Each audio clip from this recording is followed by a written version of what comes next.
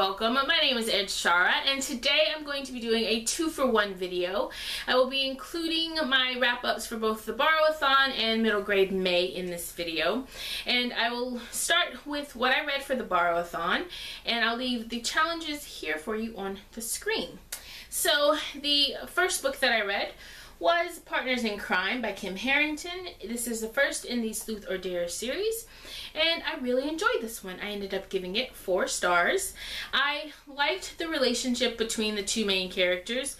They were both very different from one another, but they still worked really well together. They seemed to complement one another very well. I also enjoyed the fact that there wasn't some big blow-up fight between the two girls, and then, you know, we'd have to spend part of the book watching them try to reconcile. I liked that the disagreements that they did have, they were able to work through really quickly and still kind of keep on task. I also really enjoyed the mystery in this book. I thought it was pretty mature, and I liked the fact that while it was a little predictable, it was still pretty much a surprise. I wasn't really expecting everything that ended up happening. So this is definitely a series that I would want to continue. And this book ended up completing challenge 5. My favorite genre is mystery.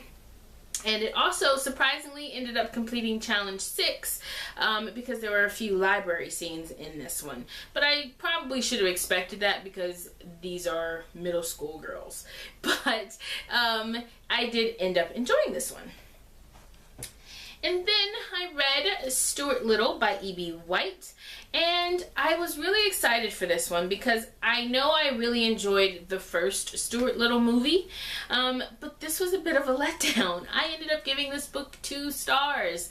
I felt like a lot of the chapters felt like short stories, like this was a short story collection. I didn't really feel like the book felt as if it was one cohesive story with a beginning, a middle, and an end.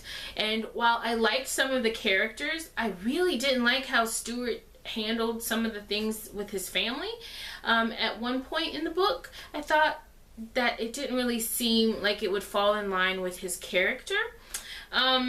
And I also didn't like the ending. It was a bit open-ended, I guess, and I didn't like that. I like having a nice resolution, and I didn't feel like I got that with this book. So while I enjoy the idea of Stuart Little, I think I will stick with the movie over the book. And this completed challenge 2, which was your initials, and my initials are EB. I also read Clayton Bird Goes Underground by Rita Williams Garcia, and I enjoyed this one. I gave it 4 stars.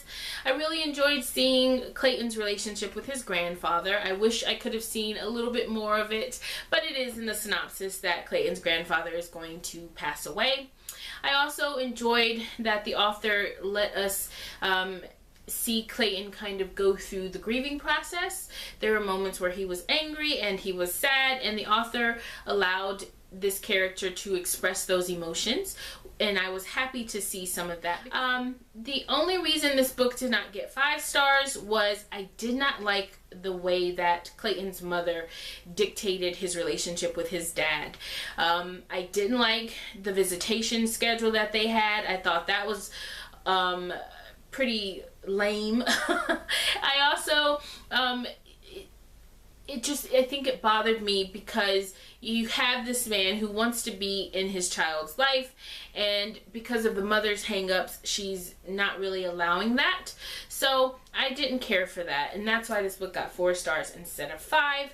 But this book did complete challenges 1 and 3. And the last book that I read for the Borrow-A-Thon was The Graveyard Book by Neil Gaiman. And this was one that I knew was out of my comfort zone, but I was hoping that I would enjoy it. But in the end, I didn't really like it. I ended up giving it 2 stars. The beginning of the book was interesting. I felt like the illustrations grab your attention, and the first chapter or so is really interesting, but overall I just wasn't as invested in the story as I was hoping I would be. I liked Bod. He was okay, but he wasn't necessarily a favorite character. I liked one of the side characters, Silas. I thought he was really interesting. I would have liked to know a little bit more about him, but at the same time, he was frustrating because he was keeping secrets. So, I did end up finishing this, but it just wasn't what I was expecting. I think I kept waiting to kind of feel and see what everybody else felt and saw when they read this book, and it just never happened for me, and that was a bit of a bummer. But I am proud that I at least gave it a try, because like I said, this is not one of my typical reads that I would pick up on my own. But this book did complete challenges 1 and challenge 4, I believe. And then I also showed you guys in the Borrow-A-Thon TBR that I was going to read Escape from Mr. Limoncello's Library by Chris Grabenstein and The Wig in the Window by Kristen Kitzer. I didn't get to them during the Borrow-A-Thon, but I am currently reading them.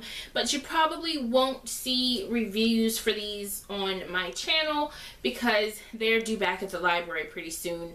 But if you follow me on Goodreads and you want to know my thoughts, I will probably have reviews over there. That is it for me today, guys. I really do appreciate you watching. Until next time, God bless. Bye. Caleb. Why am I saying Caleb? It's Clayton.